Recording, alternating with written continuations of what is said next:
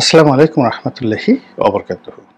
সম্মানিত দর্শক, বাংলাদেশের বর্তমান যে রাজনৈতিক প্রেক্ষাপট, সেই প্রেক্ষাপটে আমেরিকার উপস্থিতি এবং ঘন ঘন আমেরিকার যারা কর্তা ব্যক্তি, বিশেষ করে সামরিক বড় বড় কর্তারা যেভাবে বাংলাদেশে আসছেন এবং যেভাবে মার্কিন বিমান, যুদ্ধ বিমান বা যুদ্ধের সামরিক বাহিনীর যে পরিবহন বিমান, এটা যুদ্ধ বিমান বলা যাবে না, মার্কিন যুক্তরাষ্ট্রের সেনাবাহিনীর অধীন যে সকল কার্গো বিমান রয়েছে, এরকম একটা কার্গো বিমান, বেশ বড়সড় কার্গো বিমান, সেই বিমানে করে একজন ঊর্ধ্বতন কর্মকর্তা বাংলাদেশে এসেছেন এবং তার আগমন, সেই বিমান এবং বিমানের মধ্যে কি কি আছে এগুলো নিয়ে নানা রকম কথাবার্তা হচ্ছে।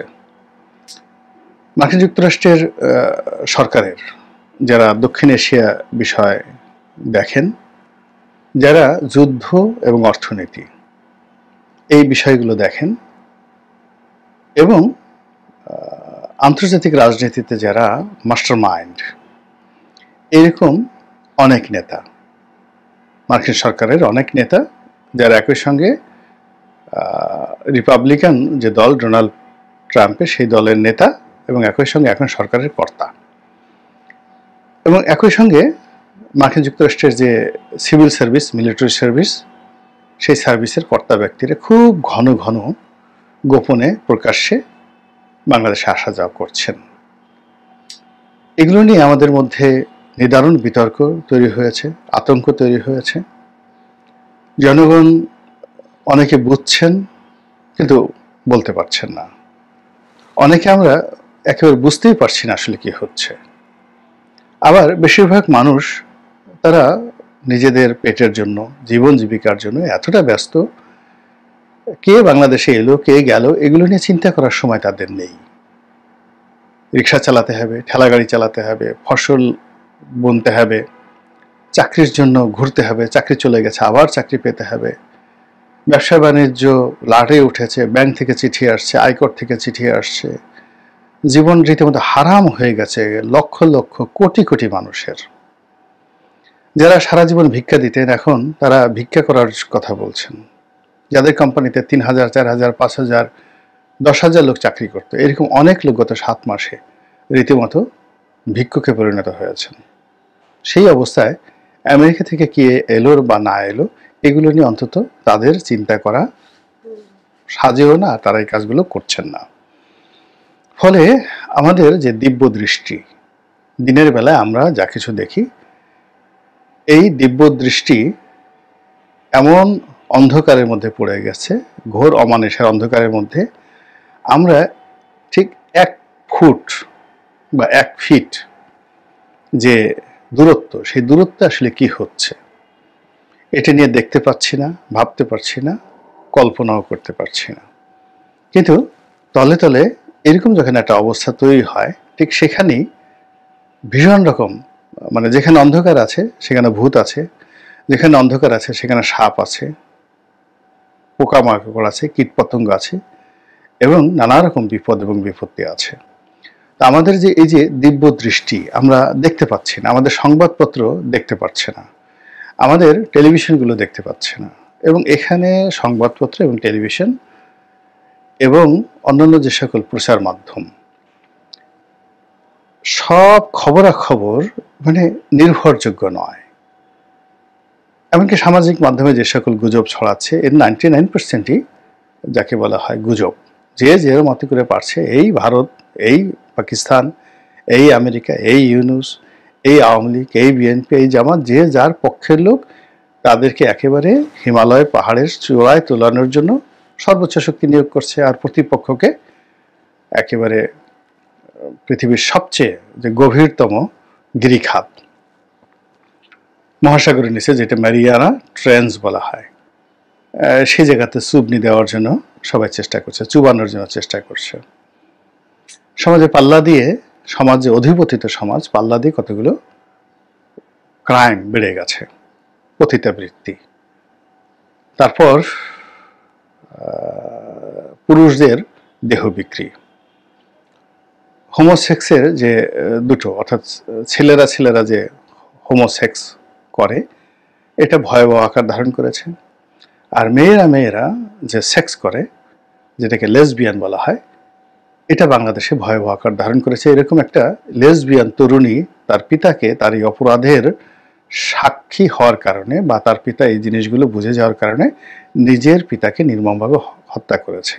এই হলো সমাজের অধঃপতনের বাস্তব চিত্র। আর এরকম পরিবেশ যখন পরিস্থিতি হয়, ঠিক সেই সময়টাতে ইখতিয়ার উদ্দিন মোহাম্মদ বিন বখতিয়ার খলজির মতো মানুষ বাংলাদেশ আক্রমণ করে, ফিরোজ শাহ তুগলকের মতো মানুষ বাংলাদেশ আক্রমণ করে, গিয়াসউদ্দিন বলবন বাংলাদেশ আক্রমণ করে। ঠিক এইরকম যখন একটা অবস্থার সৃষ্টি হয়, ঠিক সেই সময়টাতে মীর জুমলা, ঈশা খাঁ, মুসা খাঁ, তাদের মধ্যে গণ্ডগোল। মীর জুমলারা আসেন, রাজা মানসিংহরা আসেন, বাংলা তছনছ হয়। এরকম যখন অবস্থা তৈরি হয়, তখন বাংলাদেশে বর্গী আসে, মগ জলদস্যুরা আসে, ইংরেজরা আসে, এবং এটা ইতিহাসের ধারাবাহিকতা। এবং সেই ধারাবাহিকতা এখন আমেরিকানরা আসা যাওয়া করবে, এটাই তো স্বাভাবিক। আমেরিকানরা যদি না আসতেন, চায়নারা আসতো, চায়নারা যদি না আসতেন, ভারতের লোকজন আসতো, ভারতের লোকজন যদি না আসতো, পাকিস্তান আসতো। এর কারণ হলো যে আসার জন্য আমরা যে গর্তগুলো তৈরি করেছি, বাতাস ঢোকার জন্য যে জানালা দরজা তৈরি করেছি, তো সেখান থেকে তো অতিথিরা আসবেই। তো অন্যান্য অতিথিরা যেভাবে আসেন তার একটা চরিত্র থাকে, আর আমেরিকা যখন কোথাও যায় তখন সেখানে একটা চরিত্র থাকে। আমেরিকা যেখানে যায়, যাওয়ার আগে তারা একটা পরিবেশ তৈরি করে, সেখানে তারা একটা উগ্রবাদ তৈরি করে ফেলে। তারা কম্বোডিয়া, ভিয়েতনামে একটা বিরাট গৃহযুদ্ধ তারা তৈরি করে ফেলেছিল, তারপরে তারা সেখানে গিয়েছিল। আবার তাদের চলে যাওয়ার পরে সেখানে একটা মারাত্মক গৃহযুদ্ধ তৈরি হয়ে যায়। সেম অবস্থা মধ্যপ্রাচ্যে, একেবারে একই অবস্থা আফগানিস্তানে। তারা সেখানে একজন লাদেন তৈরি করলো, তারপরে সেখানে তারা একটা লাদেন পাঠালো, এরপর সেই লাদেনকে মারলো, এবং সেই লাদেনকে ধরার জন্য তারা সেই দেশে আসলো, এবং সেই দেশে তাদের রিপ্রেজেন্ট তৈরি করার জন্য তারা সেখানে হামিদ কারজাই বা আশরাফ থানি এদের মতো দাবেদার, দালাল, মার্কিন সরকারের মদতপুষ্ট শিশু, মানে তাদেরকে শিশুর মতো করে তৈরি করা হয়েছে। আমেরিকা যা বলে, যদি বলে তুলু তুলু তুলু, তো তারা বলবে তুলু তুলু তুলু। যদি বলে আমেরিকা বলে পুতু পুতু পুতু, তখন তারা বলবে পুতু পুতু পুতু, এরকম শিশুর মতো। তো এরকম আমেরিকান শিশু হামিদ কারজাই তাদেরকে তৈরি করে সেখানে তারা তাদের মতো করে তাণ্ডব চালায়। কখনো তারা কোথাও জিতেনি এখন পর্যন্ত, কিন্তু তারা এটা তাদের একটা স্টাইল। এর কারণ হলো এই যে তারা যে যুদ্ধ বাধাতে পারে, তারা যে ভাঙতে পারে, তারা যে যুদ্ধ বন্ধ করতে পারে, এই যে তাদের একটা যে বিহেভিয়ারাল ইকোনমিক পাওয়ার, ব্যবহারিক অর্থনীতি, সেটার মাধ্যমে অনেকের হৃদয়ে ভয় ধরিয়ে তারা যে ব্যবসা বাণিজ্য করে, ওটাই আমেরিকার অর্থনীতির মূল চালিকা শক্তি।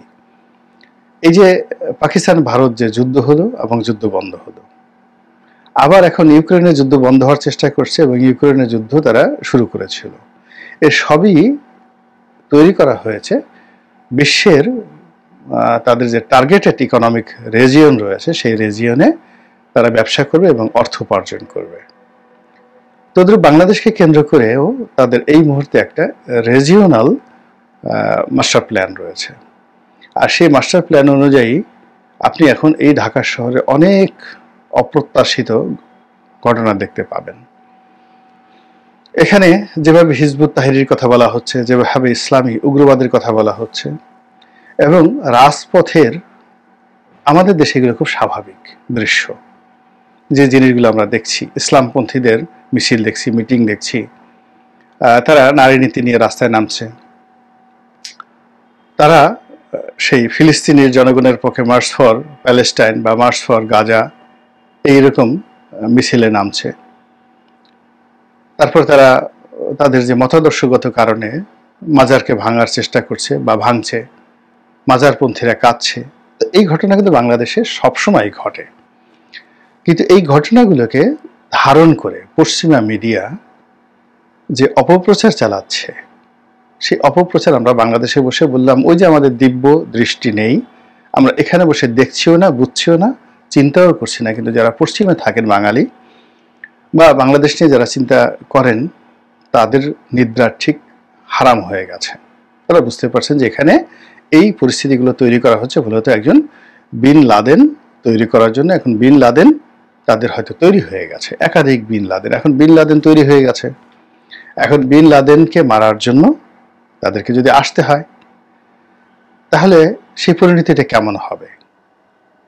দ্বিতীয়ত হলো যে তারা যখন আসবে বিন লাদেনকে মারার জন্য, তখন বিন লাদেন পালিয়ে যাবে পাহাড়ে, এবং তারা তন্ন তন্ন করে বিন লাদেনকে পাহাড়, পর্বত, গুহা, নদী, নালা সব জায়গায় তারা খোঁজ করবে, খোঁজাখুঁজি করবে। বিন লাদেন খুঁজছে। এখন বিন লাদেন তখন কোথাও পালিয়ে যাবে এরকম একটা ঘটনা, এবং সেখানে তারা বোমা নিক্ষেপ করবে।